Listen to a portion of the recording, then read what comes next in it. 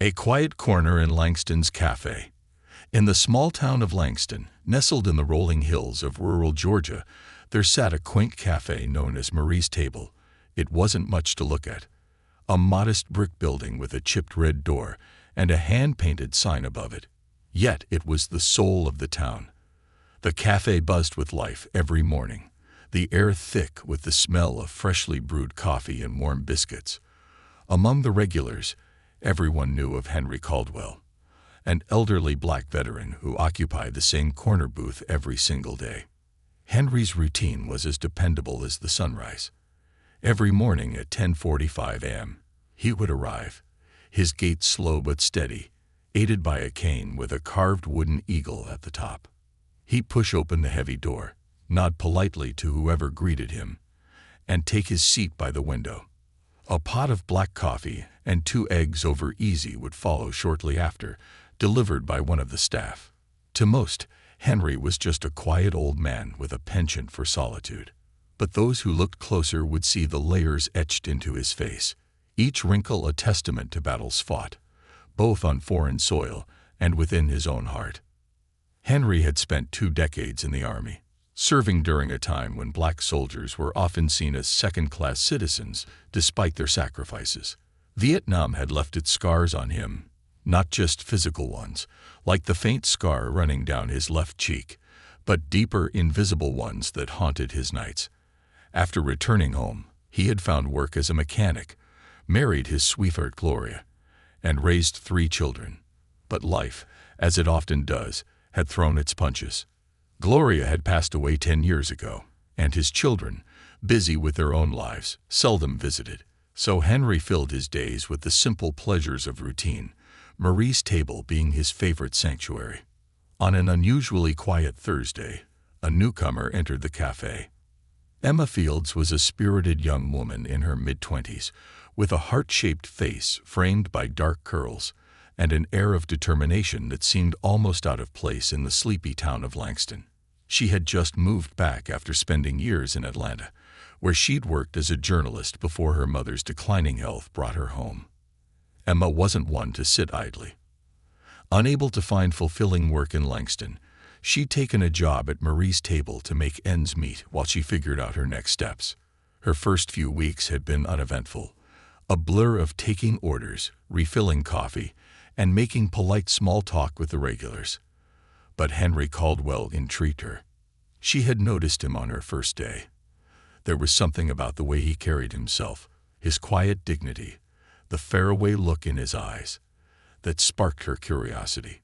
She found herself wondering what stories lay beneath his silence, what memories he carried in that corner booth. Emma wasn't one to ignore her instincts, so on that quiet Thursday, when the cafe had only a handful of customers, she decided to act. "Mind if I join you for a minute?" Emma asked, standing beside Henry's booth with a fresh pot of coffee in hand. Henry looked up, his expression unreadable. For a moment, it seemed as if he might refuse, but then he gave a slight nod and gestured to the seat across from him. "Suit yourself," he said, his voice gravelly from years of disuse. Emma slid into the booth, pouring him a fresh cup of coffee before filling her own. "I'm Emma," she said with a warm smile. "I've seen you here every day since I started. You're kind of a legend around here." Henry raised an eyebrow but said nothing, instead lifting his cup and taking a slow sip. Undeterred, Emma continued, "You've got that look, you know. Like you've seen things most people wouldn't believe." Henry set his cup down and gave her a long, measuring look. "And what makes you think that?" Emma shrugged. "I'm a journalist. Or I was. I guess I still see stories everywhere." "Hemph," Henry grunted. "Maybe some stories ain't worth telling. Or maybe they're just waiting for the right person to listen," Emma countered. Henry's lips twitched, the ghost of a smile threatening to emerge. For the first time in a long while, someone had managed to surprise him. What began as a single conversation turned into a daily ritual. Every morning after that, Emma would sit with Henry for a few minutes, her curiosity chipping away at the walls he'd built around himself. At first, Henry was guarded, offering only vague answers to her questions. But Emma was persistent. She didn't push. She simply made space, letting the silence fill with the possibility of connection. Slowly, Henry began to open up. He spoke of his childhood in segregated Georgia, of enlisting in the army to escape a life of poverty, and of the horrors he'd witnessed in Vietnam. He told her about Gloria, his late wife, who had been the love of his life, and about the guilt he carried for not being able to protect her from the illness that had taken her. And then there were his children, 3 lives he had helped create, yet barely knew anymore.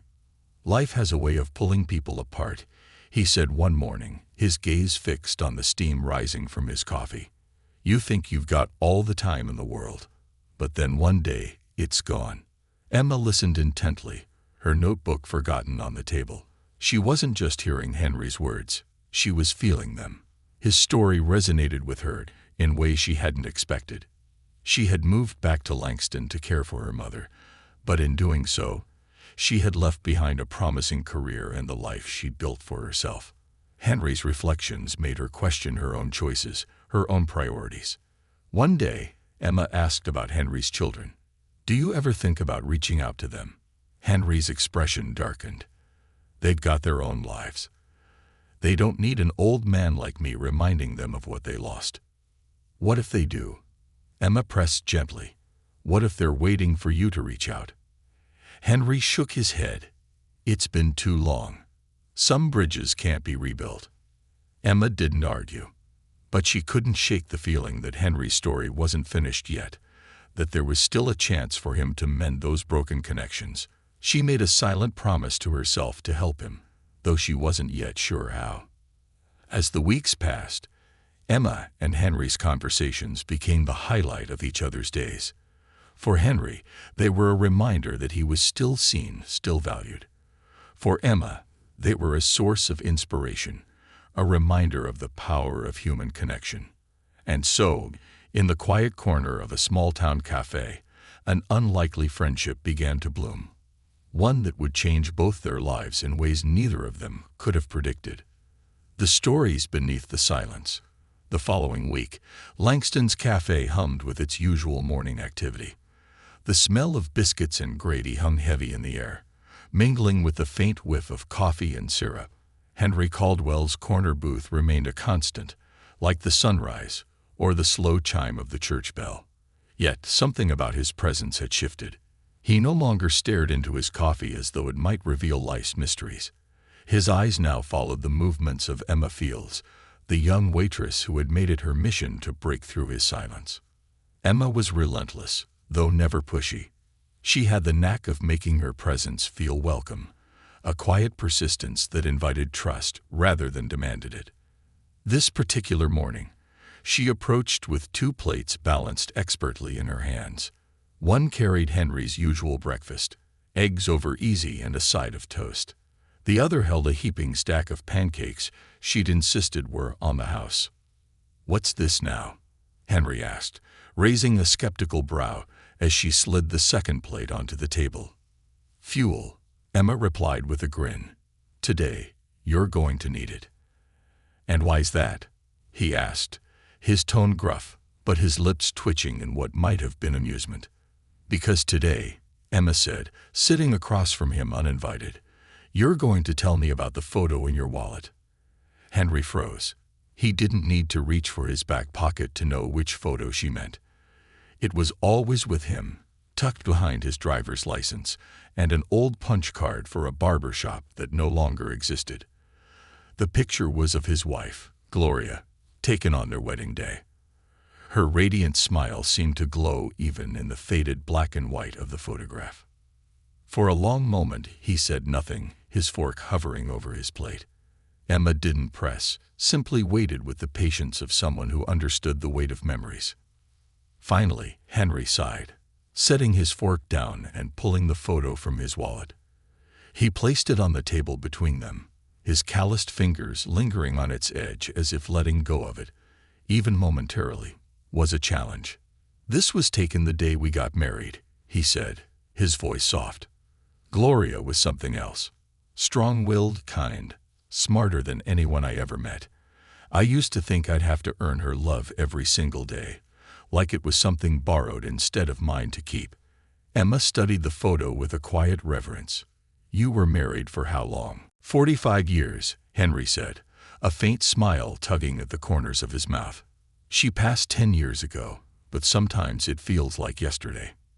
Emma nodded, her chest tightening at the thought of such loss. She looks like someone who'd light up a room. She did, Henry replied. But it wasn't just her smile. It was her presence. She made you believe that no matter how bad things got, they could always get better.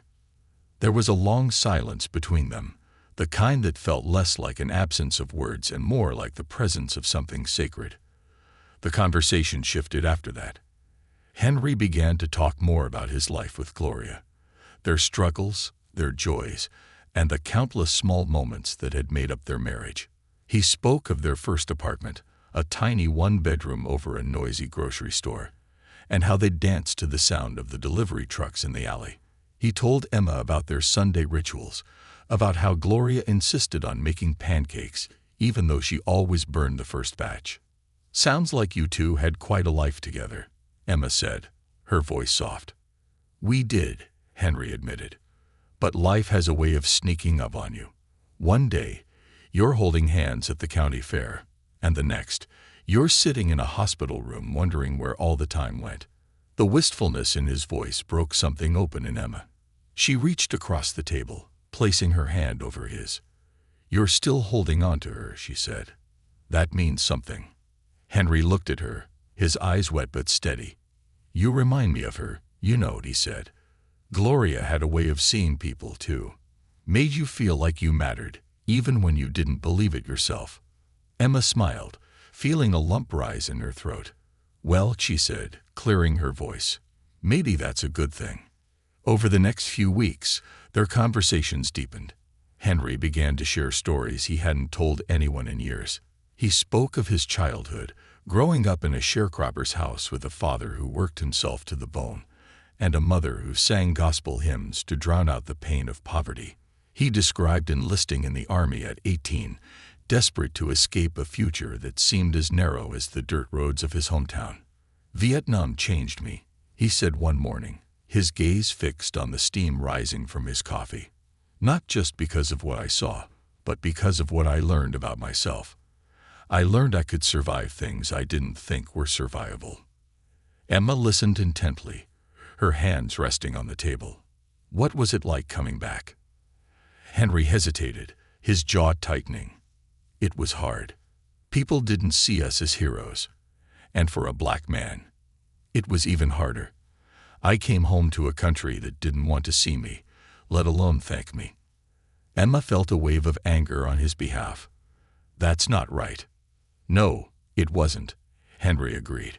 But you learn to live with it. You find your way, even if it's not the one you thought you'd take. What was your way? Emma asked. Work, Henry replied simply.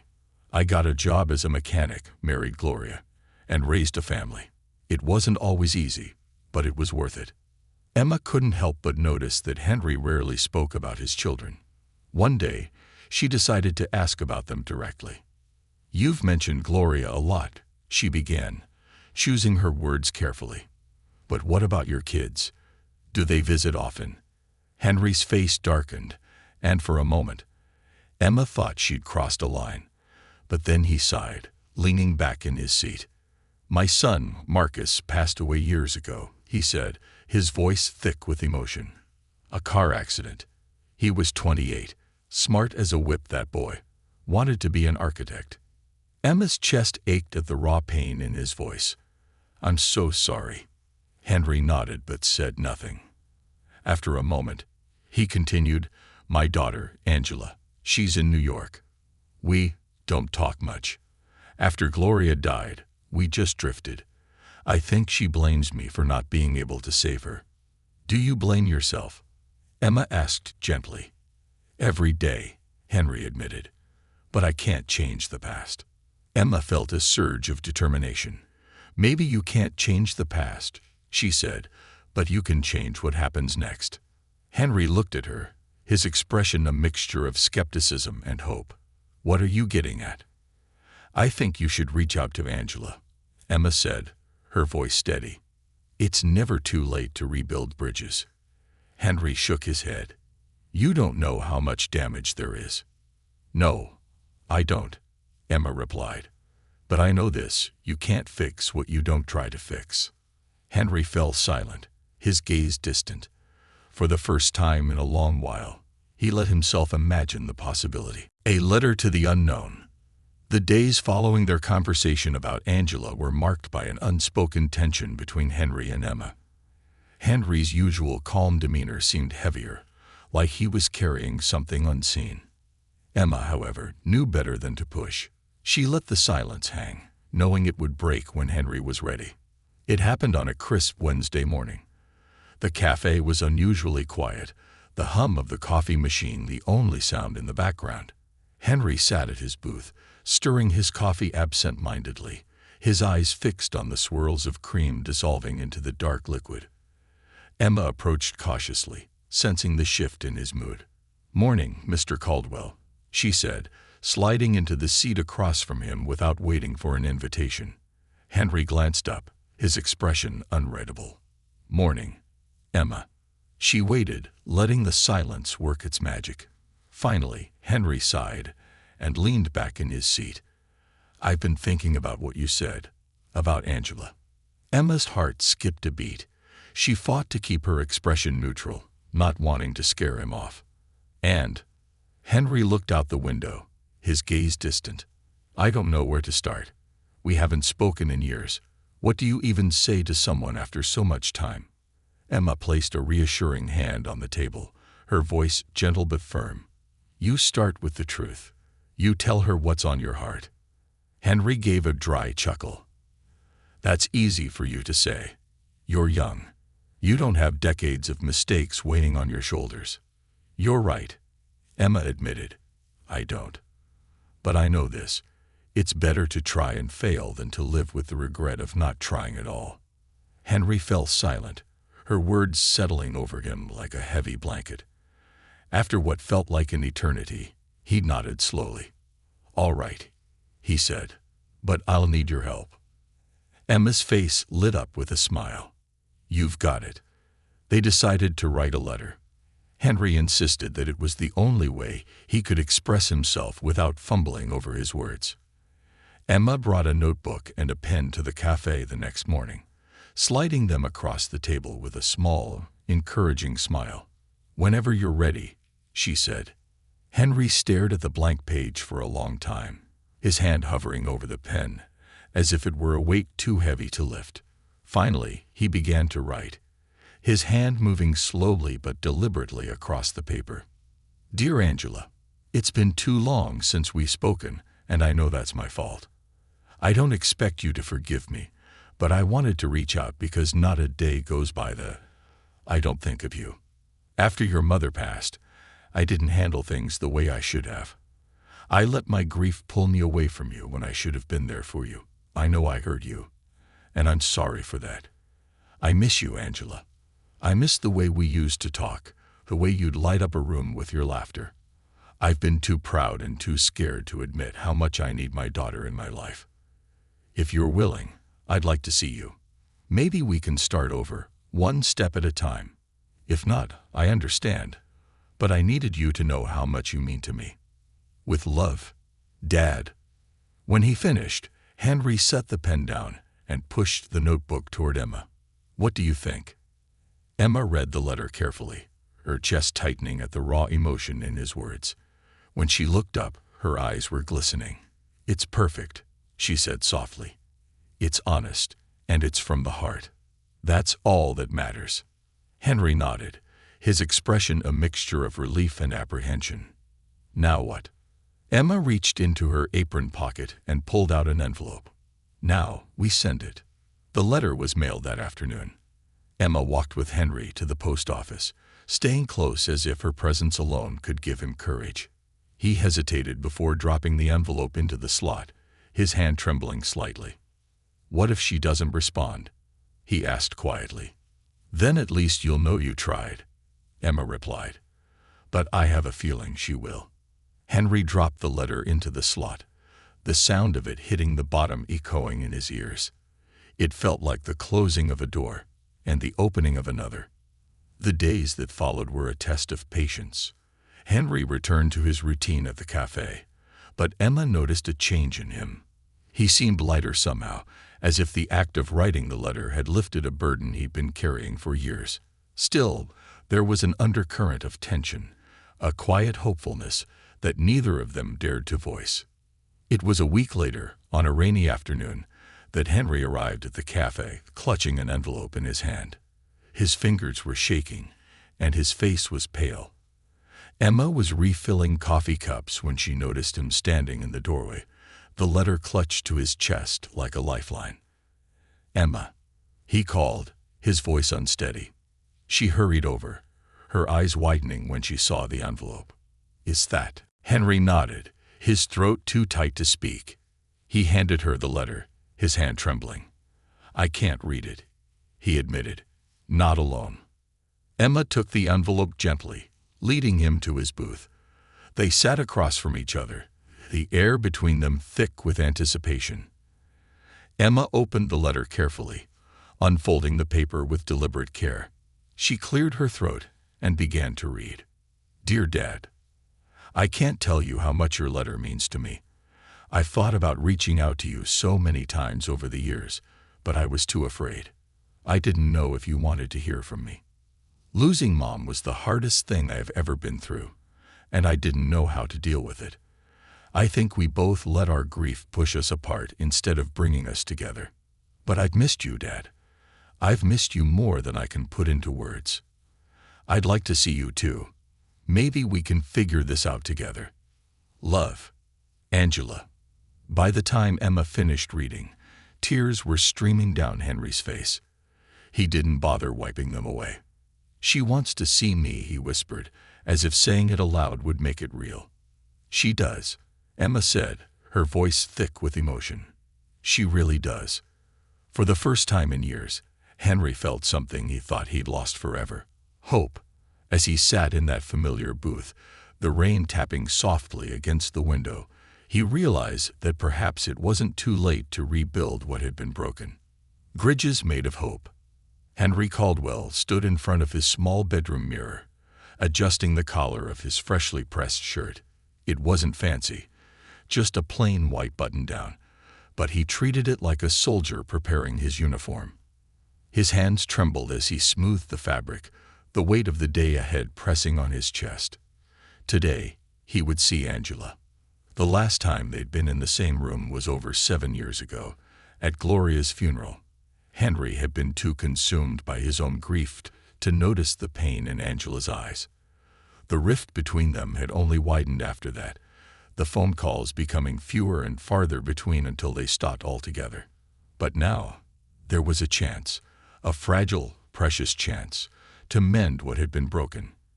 Henry glanced at the clock. 11:15 a.m.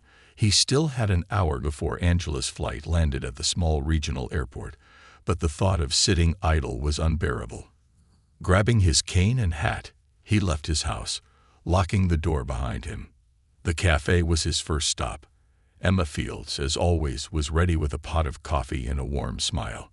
"Mr. Caldwell," she said, pouring his usual cup as he settled into his booth. "Big day, huh?"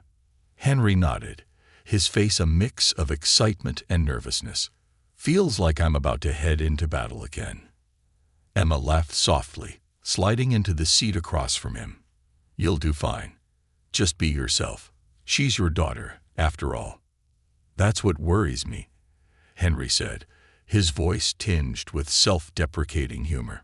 "What if she's still angry? What if she doesn't want to hear what I have to say?" Emma reached across the table, resting her hand on his. "She answered your letter, didn't she? That means she wants to see you as much as you want to see her." Henry sighed, some of the tension easing from his shoulders. "I suppose you're right. It's been so long. I don't even know where to start."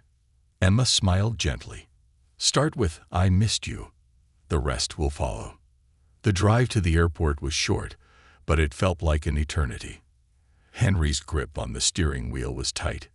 his knuckles white as he navigated the familiar roads. His heart pounded as he pulled into the small parking lot, scanning the terminal entrance for any sign of Angela. He didn't have to wait long. A few minutes later, a tall woman with soft brown skin and a head full of curls stepped out of the terminal, a suitcase rolling behind her. She wore a mustard-colored sweater and dark jeans, her face a mixture of trepidation and hope. It was Angela. His Angela. Even after all these years, he would have recognized her anywhere. Henry stepped out of the car, his cane clicking against the pavement as he approached. For a moment, they simply stared at each other, neither one sure of what to say. Then Angela broke the silence. "Hi, Dad," she said, her voice shaky but warm. Henry swallowed hard, his eyes misting over. "Hi, sweetheart." Before he could say anything more, Angela closed the distance between them, wrapping her arms around him in a tight embrace. Henry froze for a moment, caught off guard by the sudden closeness, but then he relaxed, hugging her back. For the first time in years, the gap between them didn't feel so insurmountable. They spent the afternoon at Henry's modest home, a cozy bungalow on the edge of town. Angela walked through the living room, her fingers brushing over the framed photos that lined the walls. There were pictures of her as a child, her brothers, and Gloria. The sight of her mother's smiling face brought a lump to her throat. "You kept these up," Angela said, her voice soft. "Of course I did," Henry replied, watching her from the doorway. "This house isn't just mine.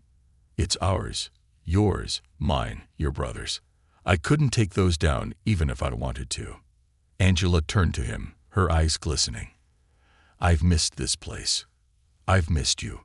Henry nodded, his throat tight. "I've missed you too." They sat together on the worn couch, the silence between them heavy but not uncomfortable. Finally, Angela broke the quiet. "I'm sorry, Dad," she said, her voice trembling. "I should have called. I should have tried harder." Henry shook his head. "No, baby, that's on me. I let my grief swallow me whole, and I pushed you away. I thought I was protecting you, but all I did was hurt you." Angela reached for his hand, her fingers curling around his. "We both made mistakes. But we're here now. That's what matters." Over the next few days, Angela and Henry began the slow process of reconnecting. They visited Gloria's grave together, laying fresh flowers on the weathered headstone.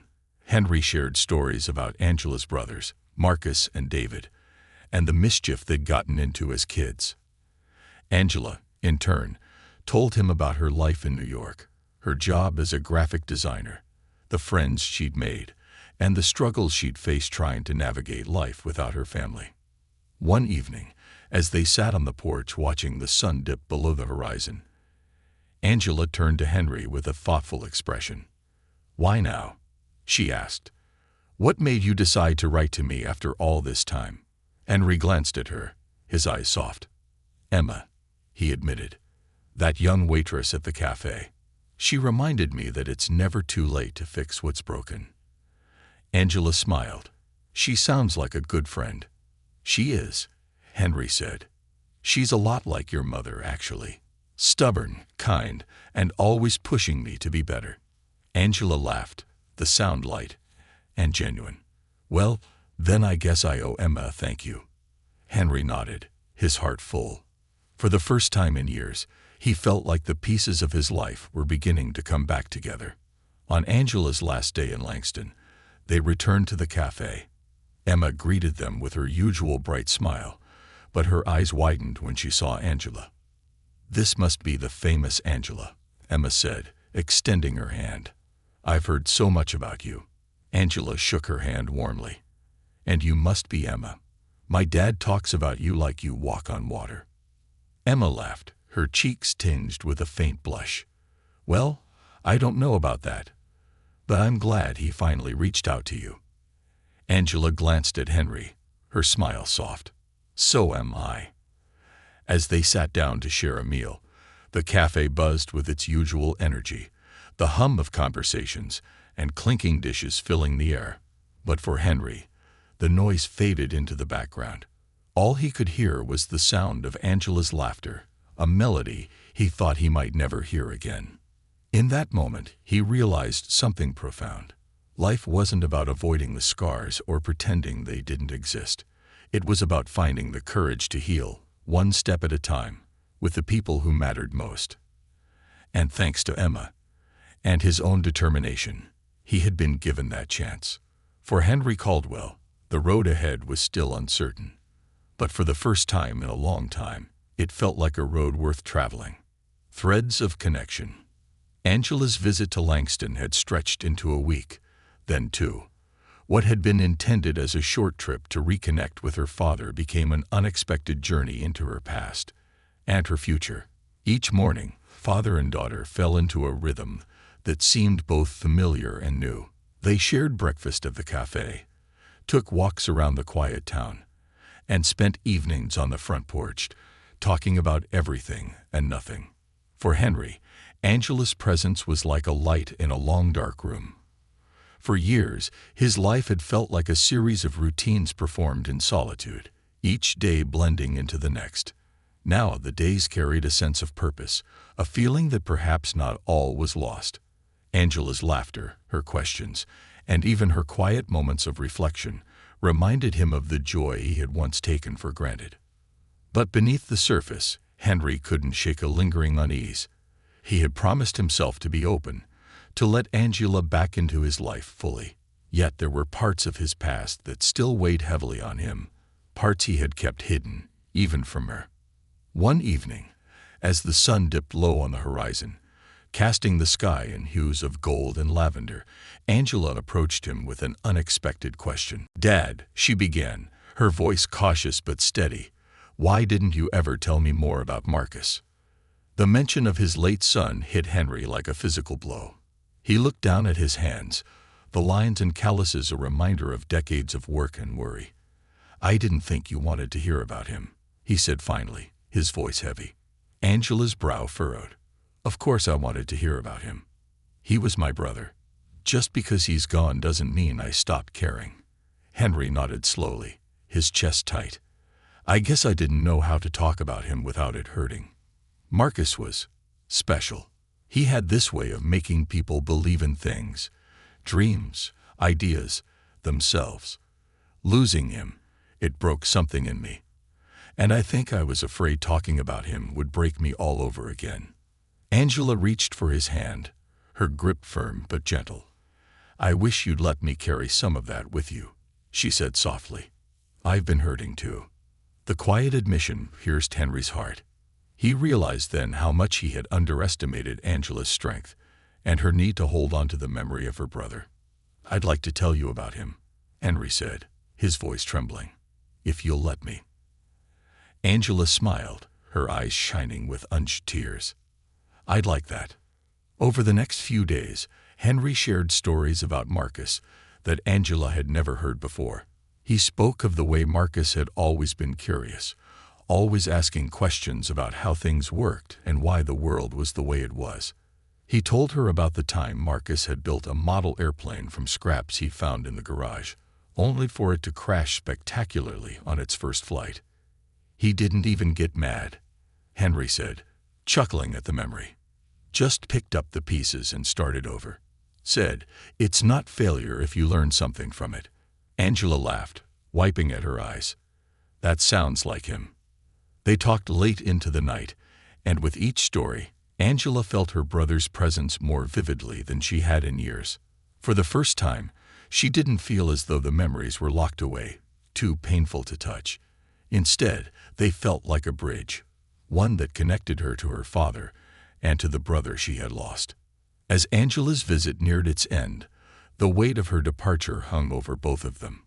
Neither wanted to bring it up, but they both knew it was coming. One evening, as they sat on the porch watching fireflies dance in the yard, Angela finally broke the silence. "Dad," she said, "I've been thinking, maybe you could come visit me in New York." Henry blinked, caught off guard. "New York? I don't know, Angela. I haven't been on a plane in decades and the city's so loud." Angela laughed. "It is loud, but it's also amazing. I'd love to show you around, let you see where I live." Henry hesitated, his mind racing with all the reasons it would be easier to stay in Langston. But then he thought of the letter, of Angela's voice as she read her response. He thought of all the years they had lost and the promise they had made to rebuild what had been broken. "I'll think about it," he said finally, his lips twitching into a small smile. "That's all I ask," Angela replied, leaning her head against his shoulder. On Angela's last day in Langston, they returned to the cafe one final time. Emma greeted them with her usual warmth, but there was a knowing sadness in her eyes. "I'm going to miss seeing you two together," she said, setting down their coffee. Angela smiled. "I'm going to miss this place. And you, Emma. You've done more for my dad than I think you realize." Emma blushed, waving a hand dismissively. "I didn't do anything. Henry just needed a little nudge." "Well, whatever you did, it worked," Angela said. "Thank you." Henry nodded in agreement, his gratitude evident in his eyes. "She's right, Emma. I don't think I'd have had the courage to reach out without you." Emma smiled, her voice soft. Sometimes, all people need is a little reminder that it's never too late. As they finished their meal, Henry felt a pang of sadness, knowing Angela would soon be on her way back to New York. But he also felt something else: hope. For the first time in years, he felt like he wasn't saying goodbye forever. Instead, he was saying goodbye for now. At the airport, Angela hugged her father tightly, her heart heavy but full. "I'll call you when I land," she promised. "And you better start thinking about that trip to New York." Henry chuckled, squeezing her hand. "I'll think about it. You take care of yourself, sweetheart." As Angela walked toward security, Henry watched her go, his chest swelling with pride and gratitude. He had spent so many years believing it was too late to heal, too late to rebuild. But now, as he turned to leave the airport, he realized that life still held possibilities he hadn't dared to imagine. Back in Langston, the town seemed quieter without Angela, but Henry knew he wasn't alone. He had Emma, the cafe, and a connection with his daughter that was stronger than it had been in years. And as he sat down in his familiar booth the next morning, he found himself thinking not of the past, but of the future and the bridges still waiting to be built. A journey forward. The months following Angela's visit to Langston brought a quiet but profound transformation to Henry Caldwell's life. The routines that had once defined his days, his morning walks to Marie's table, his solitary evenings with an old radio humming in the background, now felt different. There was a newfound energy to his steps, a lightness that came from knowing the ties to his daughter had been mended.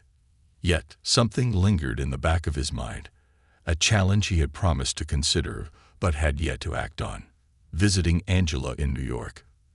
The very idea filled him with apprehension. The city was so far removed from the slow pace of Langston, a place where Henry knew every face and every street corner. But as weeks turned into months, he realized he couldn't ignore Angela's invitation forever. It was Emma, as always, who gave him the final nudge. It was a quiet afternoon at the cafe when Henry brought it up. Emma had just refilled his coffee when he cleared his throat, his expression uncharacteristically sheepish. "Emma," he began, tracing the rim of his cup with his finger, "how do you feel about cities? Big ones, I mean." Emma raised an eyebrow, setting down the coffee pot. "Are you asking for my opinion, or are you planning a trip?" Henry chuckled. "Maybe a little of both. Angela's been asking me to visit her in New York." Emma's face lit up. "That's amazing. So, when are you going?" Henry sighed, shaking his head. "I don't know. It feels overwhelming. The noise, the people, the change." Emma finished for him. "I get it. But maybe that's exactly why you should go. Sometimes stepping out of our comfort zones is the only way to grow." Henry looked at her, his eyes narrowing slightly. "You're starting to sound like Gloria." Emma smiled, taking it as the compliment it was. "Well, if she were here, I'm sure she'd tell you the same thing. Henry sighed, his resolve wavering but not breaking. Maybe you're right. I'll think about it. Thinking about it soon turned into action. With Emma's help, Henry booked a flight, something he hadn't done in decades. They spent days planning the trip, choosing dates, figuring out what he'd need to pack, and even practicing navigating the airport. Emma took it upon herself to guide him through every step, her enthusiasm infectious. "You'll love it," she said one morning as she showed him pictures of New York on her phone. "The skyline, the food, the people, there's nothing like it." Henry nodded, though his nerves hadn't entirely settled. "I'll take your word for it." When the day of the trip arrived, Henry stood in his living room, his small suitcase packed and ready by the door.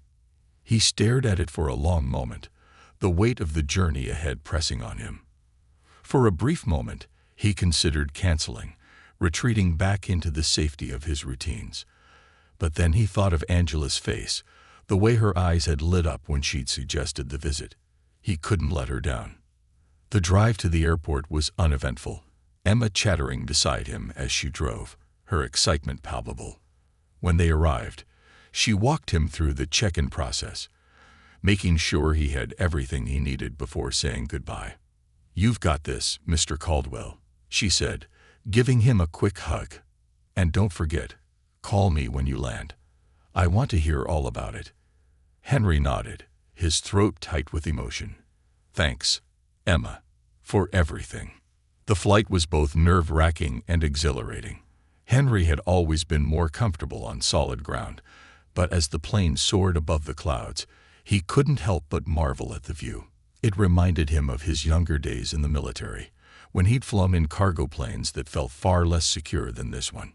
By the time he landed in New York, his nerves had settled somewhat, replaced by a sense of anticipation. He stepped off the plane and into the bustling airport, his senses overwhelmed by the sheer size and noise of it all. But then he saw Angela waiting near the baggage claim, her face breaking into a wide smile when their eyes met. "Dad," she called, hurrying toward him. Henry felt a rush of relief as she wrapped him in a hug. "It's good to see you, sweetheart," he said, his voice thick with emotion. Angela had gone all out to make his visit special. She had planned a week full of activities, from visits to Central Park and the Metropolitan Museum of Art, to meals at her favorite local diners. Henry, though initially hesitant, found himself enjoying every moment. The city was loud and chaotic, yes, but it was also alive in a way he hadn't expected. There was something invigorating about being surrounded by so much energy, so many stories unfolding all at once. One evening, as they sat on a bench overlooking the East River, Angela turned to him with a thoughtful expression. "Dad," she said, "I've been thinking, maybe you could come here more often. Not just to visit, but to stay for a while." Henry raised an eyebrow. "You're asking me to move to New York?" "Not permanently," Angela clarified, "but maybe for a few months. You could get to know the city, spend more time with me. We could make up for lost time." Henry looked out at the water, the city lights reflected on its surface. The idea was daunting, but there was something about it that felt right. For years, he had clung to his routines, afraid to let go of the past. But now, he realized that life wasn't about staying still. It was about moving forward, even when it was scary. "I'll think about it," he said finally, a small smile tugging at his lips. Angela grinned, wrapping her arm around his. "That's all I ask." The trip ended far too soon, but it left a lasting impact on both of them. When Henry returned to Langston, he found that the world didn't feel quite so small anymore. He had stepped out of his comfort zone and discovered something he hadn't realized he was missing: the thrill of possibility. And as he sat in his usual booth at Marie's table, recounting the trip to Emma, he couldn't help but feel grateful. For Angela, for Emma, and for the second chance he had been given to rebuild his life. For Henry Caldwell, the journey wasn't over. It was just beginning. When Henry returned to Langston, he found himself seeing the familiar town with new eyes. The quiet streets, the modest homes, the steady rhythm of life. It all felt different now. His trip to New York had awakened something within him, a realization that there was still so much of the world to see and experience. But more than that, it had reignited his connection to Angela and reminded him of the importance of family. At the cafe, the morning after his return, Emma greeted him with an eager smile. She pulled up a chair at his booth without hesitation. "So, tell me everything," she said, leaning forward with her elbows on the table. Henry chuckled, shaking his head. "You wouldn't believe it, Emma. The noise, the people, the food. It was like stepping into another world. And Angela, she's doing well. Better than I could have imagined." Emma beamed. "I'm so glad, Mr. Caldwell. And you? How are you feeling about it all?" Henry paused, his hand resting on the rim of his coffee cup. "I'm feeling like it's time to start living again," he said quietly. "Angela's asked me to spend more time with her in New York. I told her I'd think about it, but I think I'm going to do it." Emma's eyes widened in surprise, then softened with pride. "That's incredible. You're going to love it, and more importantly, you're going to love the time with her." Henry nodded, a faint smile playing on his lips. "I think I will." The decision wasn't without its challenges. Leaving Langston, even temporarily, meant stepping away from the life he built over decades. It meant saying goodbye to the routines that had grounded him after Gloria's passing, and to the friendships he'd formed, particularly with Emma. But Henry knew this was a step he needed to take, not just for Angela, but for himself. With Emma's help, he began preparing for the move. They spent afternoons sorting through his belongings, deciding what to pack and what to leave behind. Emma made him promise to call her regularly and to visit the cafe whenever he returned to Langston. "You're part of this place, Mr. Caldwell," she said as they folded clothes into a suitcase. "It won't feel the same without you. But I'm so proud of you for doing this." Henry smiled, his gratitude evident. "You've done more for me than you know, Emma. I don't think I'd have found the courage to take this step without you." The day of his departure arrived faster than Henry expected. Emma insisted on driving him to the airport, and as they pulled up to the terminal, she turned to him with a look of determination.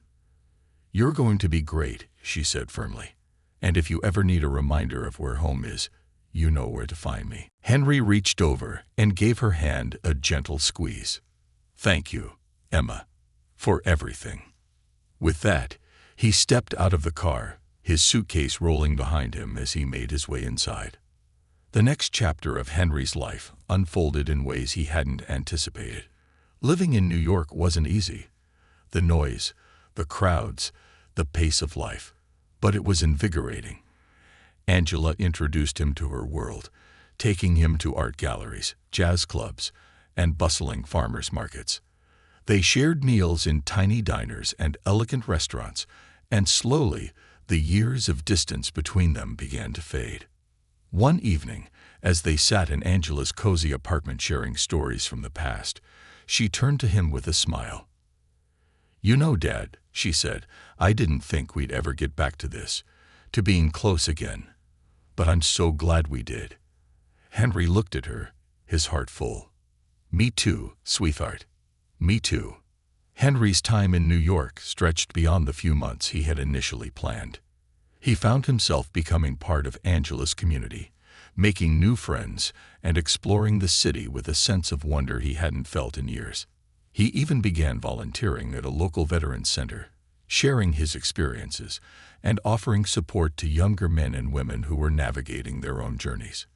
But Langston remained a part of him. He returned periodically, spending time at the cafe with Emma and catching up with old friends.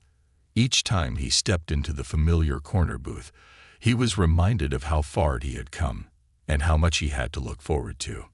The years passed, and Henry Caldwell's life became a tapestry of two worlds. He moved fluidly between the quiet comfort of Langston and the vibrant energy of New York, finding joy in the connections he had rebuilt and the new ones he had formed. One evening, As he sat with Angela on her balcony overlooking the city skyline, she handed him a small photo album. "What's this?" he asked, flipping it open. "Memories," Angela said with a smile. "I've been putting it together since you came to New York. I thought you might want to take a piece of this life back to Langston with you." Henry turned the pages slowly, his eyes welling with tears as he saw pictures of their adventures, laughing in Central Park, posing in front of the Statue of Liberty, sharing meals at their favorite spots. Each photo was a testament to the love and connection they had rebuilt. "It's perfect," he said, his voice thick with emotion. "Thank you, Angela." She leaned her head against his shoulder, her voice soft.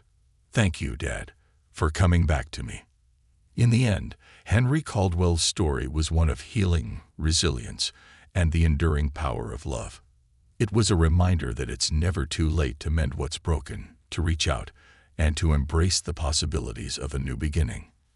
And as Henry sat in his booth at Marie's table on a quiet morning, sipping his coffee and flipping through the photo album Angela had given him, he smiled. Life had not been easy, but it had been full. And for that, he was deeply, profoundly grateful.